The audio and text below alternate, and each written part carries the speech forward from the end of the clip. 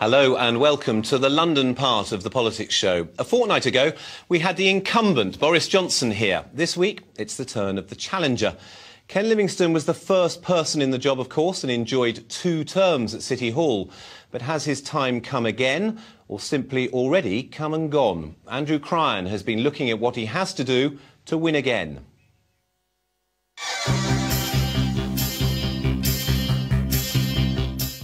Ken Livingstone may have a bit of a problem. The last time Londoners were given a choice, more of them opted for his new, colourful opponent. And next year, expect Conservatives to say that Ken's still past his sell-by date. Ken Livingstone wants to take us back to the past. You know, the past of confrontation in London, big increases in the council tax precept, cavorting with extremists and strikes. So if the attack's going to be that it's just more of the same old Ken, could a bit of a makeover be in order? We decided to ask the experts. First up, The Message. The London Communications Agency specialise in politics in the capital. We asked them what they thought the campaign should be about, and this is what they came up with. Good for London, good for you. What does it mean? Well, in 2008, Ken became a really divisive figure. The Ken of 2012 has got to appeal to the widest section of Londoners. He's got to demonstrate that he'll be good for the city, but good for individual Londoners as well. He did become a hate figure amongst many. He must be seen to be against those cuts, but he can't go so far as to be on the picket line with the strikers. And that's a kind of judgment call where he's seen to be on the side of ordinary Londoners. Isn't there, though, another problem with that message, which is that Boris Johnson has increased spending at City Hall. He has, at every opportunity given to it, fought for more spending in London. He's complained at any cut to his own spending. Boris is not a cutter. Boris is a big spending mayor. It's distinguishing between taking on Boris, but also taking on the coalition. And I think this is the first opportunity, for Londoners to register potentially their discontent with the coalition. Ken, in 2000, was the maverick outsider. He was the lovable Londoner that Boris became. By 2008, Ken had become tired, arguably a little arrogant, and certainly much more unpopular in large parts of London. So he's got to get that vigour back. But all good slogans need an image. Since the 1970s, Saatchi and Saatchi have done some of the best remembered political branding in the country. So what did they have in mind for Ken Flakes? I think before there's a sort of sense that maybe Ken was maybe quite a serious fibre, that didn't taste that nice, but maybe did some good inside. Is that the sun in the middle? I mean, that's yes. sunshine. That is sunrise, yes. Optimism, morning, daybreak, all of those sorts of associations that we have with renewal and a new start. What is the logic of making him a family serial? Families are the people that are going to be experiencing the cuts. They're going to have kids who are going to not have nurseries. They're going to have kids that are going to hospitals. Allowing to be the voice of these people that maybe don't have a voice gives him a broader spectrum and a broader platform.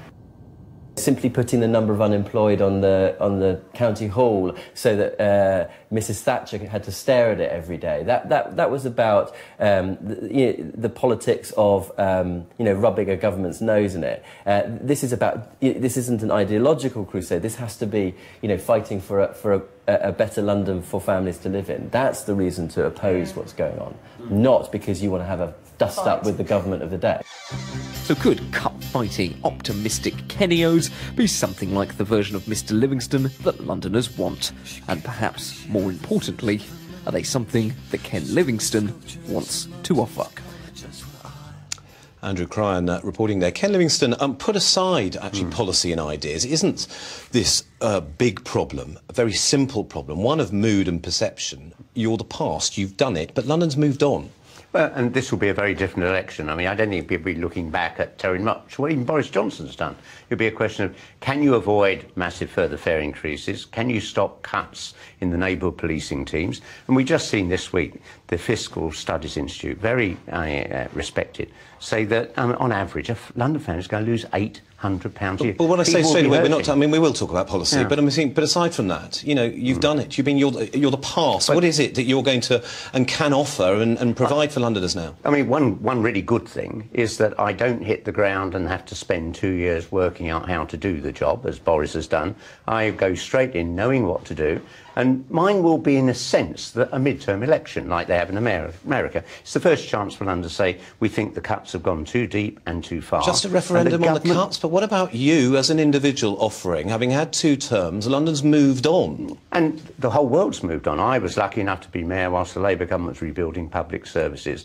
I will be coming into that office, if I'm lucky enough to win, after 4 years of cuts in London. The rest of the country's only had 2 years. We'll talk about Boris that. cut deeper and faster. They bragged about it. And it will be time to say We'll talk about the enough is issues enough. of the cash at the moment, but have you changed?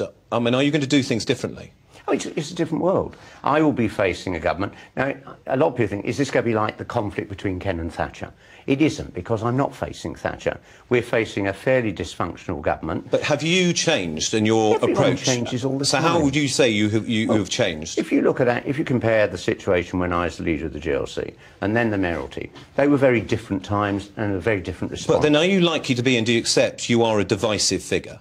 No, I think I'm a great uniting figure. Here in London... You don't think you're a divisive figure? No, I will be saying these cuts have gone too far, too deep. It's time to stop. And I think that unites about 90% of Londoners who want to keep the local copper, who don't want to have fare increases higher. And we'll talk about that. When you look back, though, do you not think one of the reasons, the main reason for you losing was because people had had enough? You were regarded as divisive. I did have the misfortune to be facing an election just as the British economy went into recession. That didn't help. And the internal polling the party did showed that Labour's figures and mine went off a precipice after the budget when the 10p tax band was wiped out, because that hit at those Londoners who are hanging on to low-paid jobs. They felt the pain of that. Are you just blaming... Was it just the state of the party and Labour that lost the last election? Let's be honest, it was Labour's worst result for 60 years. But was it just that? When you've looked at it, because Labour have just lost an election, and you'll find all the shadow cabinet now saying, we've got to learn the lessons, we've been rejected. I haven't heard anything yet that Ken Livingstone was to blame. But if you want to come around with me, I'm spending a day in each of the 32 London boroughs. I'm talking about then. Sorry, we'll move on to the future, but then, why Labour and why you lost? I mean, because we were deeply unpopular. What about you? Did you have any? Would you own up, or would you admit there were any flaws in the way you approached the job? Can I say, I don't spend my time agonising about the past. My view is, if you get defeated, you pick yourself up and you get on and come back. But that's a stark contrast, isn't it, to, for instance, Labour saying now we've been rejected, we've got to find a way for it. And this is crucial, isn't it? This is crucial because people, as you know, do think you're divisive. And let's take this area. Let's take this issue, for instance, of the outer London boroughs. Now, you were regarded as a Zone 1 mayor. Have you, if you're saying there was nothing that you did wrong then, every day of my life, will you still be that Zone 1 mayor? Every day of my life I've lived in Zone 3, you know, or Zone 4. I mean, when we brought in neighbourhood teams for each of the neighbourhoods in London, for the first time, outer London got its fair share of police. Everyone got the same? Yes. And that was the first time. When I became mayor, there were about 1,500 police in Westminster and about 300 in Bexley. For the first time, all Londoners got a fair share of police. If you're waiting for a bus in central London, they come along every few minutes. Everyone got those changes across London. Answer me this one, because Boris Johnson mentioned this place, and others have done before. What did you do for Havering, the people of Havering, just for that area in 8 years as a mayor? I was out in Havering last month, and the people in the 8 years when you were mayor, you might be there now. We know why you're going around there now. I was in Havering loads of time. You followed me, I think, down to the rain and March. Not at all. When you were there for 8, what did you achieve for the people of Havering? For Havering, each neighbourhood got its own police team. Everyone got that across London. Yeah, and if you were in Havering in 2000 waiting for a bus, there'd be one every 15 or 20 minutes. We got the bus service so it served everywhere. If you wanted to get home in Havering after a late night out, you had a night bus, which you didn't have before. Did you not regret, do you not recognise that the voters, mainly around outer London, rose up and said, we don't want Ken Livingstone anymore? How on earth are you going to win them back if you don't recognise that? I mean, I'm going round outer London, and, you know, people don't say, I'm an outer Londoner or I'm an inner Londoner. They say, we need homes for our kids to live in. They say the fares have gone up horrendously, and they're worried that we've already seen police sergeants taking out the naval And which team. of these cuts, then, which of these cuts, affecting things that you can do anything about, are you going to reverse or not go along with? I'm not going to go into a whole load of promises, because clearly Why there's not? not going to be Very any money important. left. Well, particularly important to hear those from you now. Yes. Because literally, if people say, yeah, listen to me saying, I'll build this, I'll do that, then no, the government's not going to help you. So we're running on clear commitments. I won't increase fares, as this mayor's committed to, 2% above the rate of inflation for 20 years. Why not? I will say, because we already have the highest fares in the world. Why on earth should we increase fares greater than inflation for 20 years? For the very simple reason that your Transport Commissioner is saying that's what you need to do to pay for the transport investment that you claim you can deliver. I'm sorry, it's not going to pay for transport investment. It's covering the cuts the government is making in grant to London. London pumps billions more into the national government than we get back. We need a mayor that's prepared to stand up to the government and say London's not getting its fair share, and you won't get that from a Tory mayor who wants to succeed David Cameron. Do you think, I just wonder whether the viewers will imagine the scenario of you in a meeting with George Osborne or Philip Hammond, the Transport Secretary, and that you are going to get any more from them? Oh, well, just imagine this. If I win this election, it will be a body blow to this government. It's the first chance people have to say, you've cut too far, you've cut too deep, you're making changes in it we don't want. They will be facing their own election a couple of years afterwards. I think they will learn from that, and they'll be prepared to make adjustments. So let me be clear about it. Even though transport bosses are making quite clear they need a steady revenue of 2% above inflation for fares to guarantee the tube upgrades, Crossrail and so on, you won't give that to them. You're not going to. You will start freezing fares again, playing around with fares. No, we're not playing around with fares. Why should fares increase just as you go along? You inflation? played around with fares when you were mayor, didn't you? You froze them. You froze them in a year before the election. In 2004, then you put them up afterwards. Because we had £1.5 billion in reserves. The only reason this mayor has been able to freeze the council tax is because I built up solid balances. Why on earth should I say, let the government off the hook, let it neglect London's funding, and we'll squeeze everybody getting on a bus or a train or a Because tram? the economy turns down and you need that money. That's why. And you didn't give your transport bosses a steady flow of cash for political reasons. You kept fares down before elections. If you examine this mayor's first budget, he admits in it he inherited balances and reserves of £1.5 billion. That's a pretty steady flow of money. We'd built up the money to build things like the tram extension up to Crystal Palace. We'd built up the money to be able to freeze fares in a difficult year. And this is exactly the time you should be doing that. You want to put...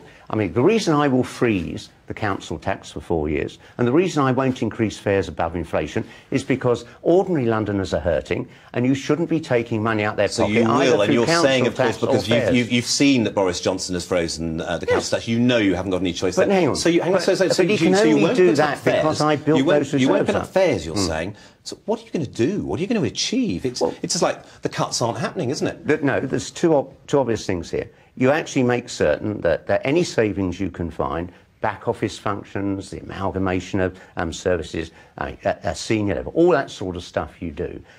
You then actually say to government, you can't bleed Londoners like this.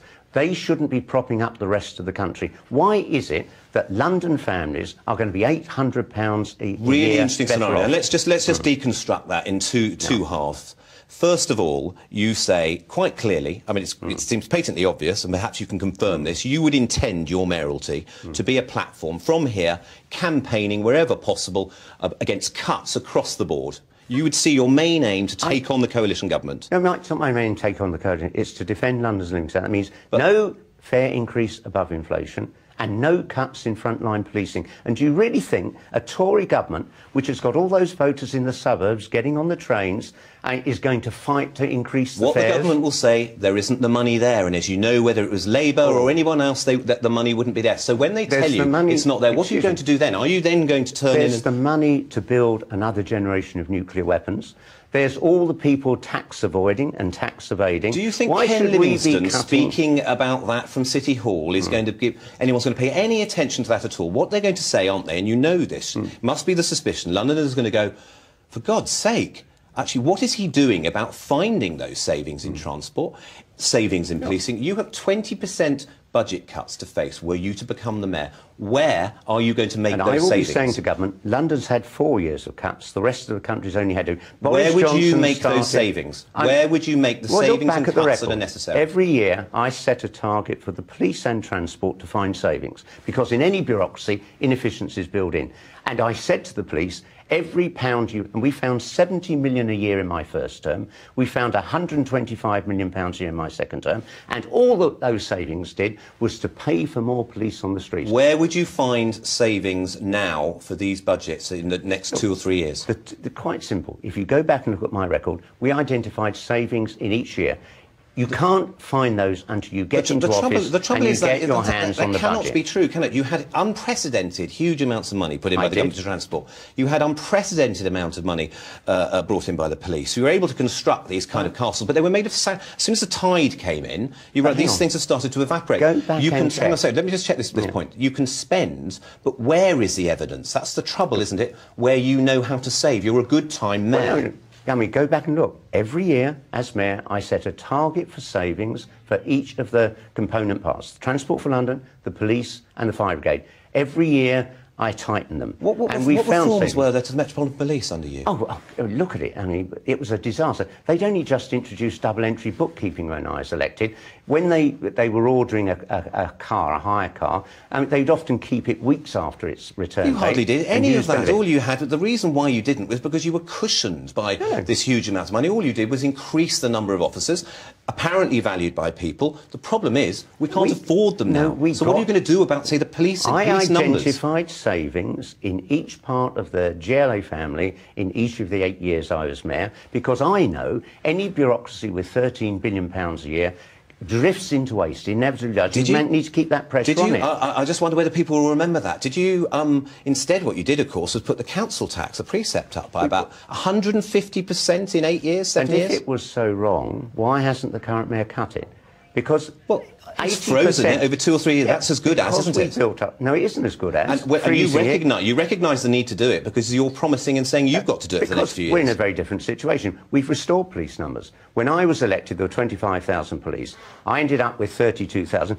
That's why we increased the council tax. And we know you've got the credit for those, but of course now, what do you say honestly? What do you say honestly to Londoners? What are you going to do about police numbers? The money isn't there, and the government wouldn't give it to you. I'm making it absolutely clear, as mayor, I will not increase fares above the rate of inflation. There will be no cut in frontline police, and that doesn't just mean they. Well, we know you're not going to do that. You're making that kind of promise. We don't know how that's possible when both those services are going to be facing 20% cuts in the next 3 years, and the government's not going to give it to you. Hang on. Will the government want to take on a mayor of London who is fighting to keep the fares down when most of the long-term commuters are Tory voters coming in? Yes, they'll say. Why doesn't he get on and introduce the proper reforms and changes that will make these services more efficient? Yeah, the reforms and changes can't compensate for the cuts in grants this government is making. These aren't, savings. These are cuts, and they are going to have to stop. Or we will see firms starting to leave this city because crime will go up if you cut policing.